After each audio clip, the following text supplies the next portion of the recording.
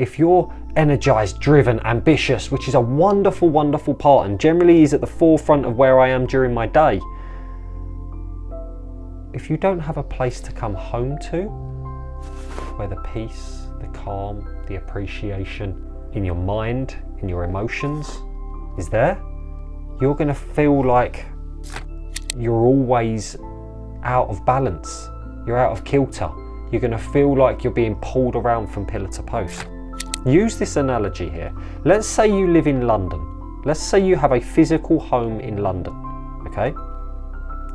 You know that you can drive to Manchester, to Glasgow, to Newcastle, to Devon, to Cornwall, to Suffolk, to Hull or to Sheffield. You could drive all over the country with the safety of the knowledge that you have got a home to come back to in London. Now watch this. Let's say you are homeless. Let's say you are homeless. You don't leave the small town in London at all. Why? Because you don't feel like you can be that as expansive, as freeing, because ultimately you need to create some familiarity. You need to create some safety for yourself, and so you know a certain area, and you know this. And I've worked with, and I've had the fortune of having many conversations with people, because it's an area I feel extremely passionate about, with people in the homeless community. And they were explaining that some of them had been homeless for 20 plus years in a certain area. And what I mean by certain area is a certain area in London hadn't left that place. Why? Because that is their home. And if you don't feel safe in a certain home, you're not going to be expansive to go and feel and experience the other areas of England in this case that you can do. How this applies to your emotions is if you don't have a safety within your emotional home of where you want to be, you're not going to feel the freedom to go and be expansive with love or with joy or with confidence or with appreciation or with drive and ambition and growth. You're not going to go and do those things. Why? Because you don't even know where your center is. You don't even know where your home is to come back to. So you constantly feel like you're being pulled around from pillar to post. And if I end up in Glasgow or Sheffield or Hull, does that mean I have to stay there? I don't know, because you don't have London to come back to. This analogy is incredibly important, because when it comes to creating our emotional home, we have to understand what is the emotion that I want to feel most familiar, most safe, most... Where do I want to reside most of the time? Where do I want to reside most of the time? Because if I can create that home for myself, that's where I want to reside most of the time, I can go and be as expansive and as freeing as what I wish to be in life, because I always have the knowledge and the safety that this is where I can come back to. Is this piecing together for you? Because it's incredibly, incredibly important. People say to me, and it's funny that people say to me, Matt, you're so energized, you're so driven, you're so passionate all the time.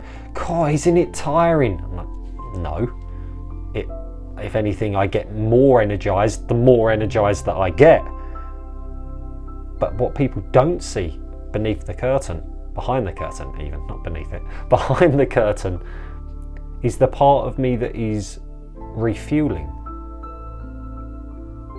that is being calm, safe,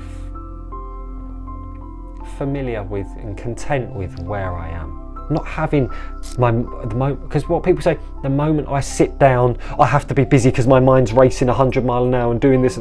Yeah, because you haven't created a home. So to make that oversimple, you haven't created a home.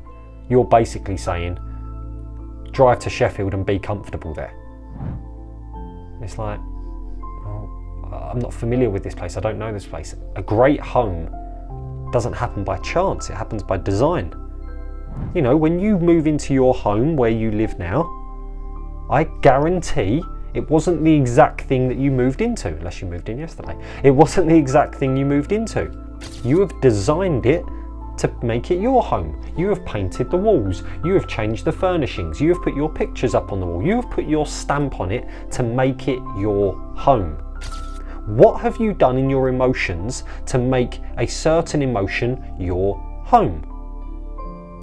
If it is peace and calm and content that you want at the absolute backbone of who you are, what have you done to create that as a home? Because most people have the audacity, and it is absolutely shocking, most people have the audacity to think they're going to be frustrated, pissed off, annoyed all day, and then they think that they can just flick a switch and go, right, now it's time to be calm. And then they get even more pissed off, frustrated and annoyed with themselves that they can't be calm. It's like, huh? Like, in what world does that work? In what world does that work? If you want a home where you feel comfortable and safe and secure and familiar, you need to design it and have a familiarity with to know what you're coming back to. That happens through consistent things that you're putting in place. It comes through a place of me dedicating some time to say, I'm going to create this time to refuel, to be at quote unquote home emotionally, to do this time. Yeah, Matt, but I'm so busy all the time. No. Like, you're lying to yourself. I don't care who we are.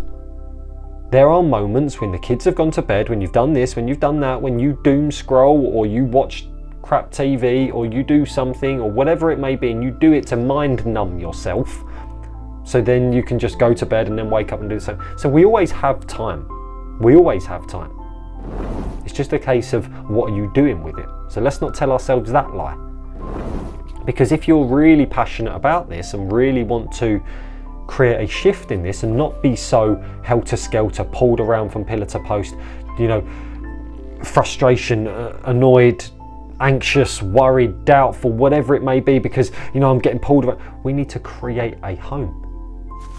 What that means by creating a home is by having a place to come back to where I can feel at peace, calm, safe, familiar and at ease. And that isn't going to happen by just clicking my fingers and thinking that that's going to show up in that way.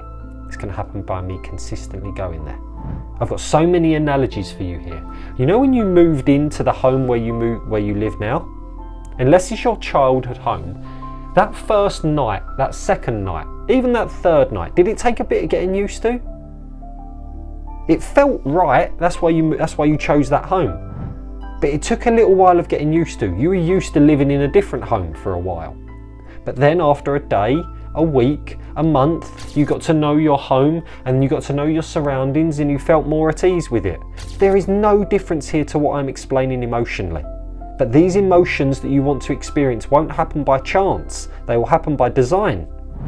And if we need to be driven, passionate, and do that during the day, amazing, like what most of us do. We go to work, we do this, we have these errands that we need to run during the day. Great, I need a home to come back to. What does yours look like?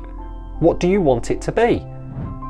Write it down. This is why I said you're going to need your notes or whatever. Write that home down. You know what your physical home is. What does your emotional home mean to you? The place where you go to feel familiar, safe, in control, at peace. What does that look like to you?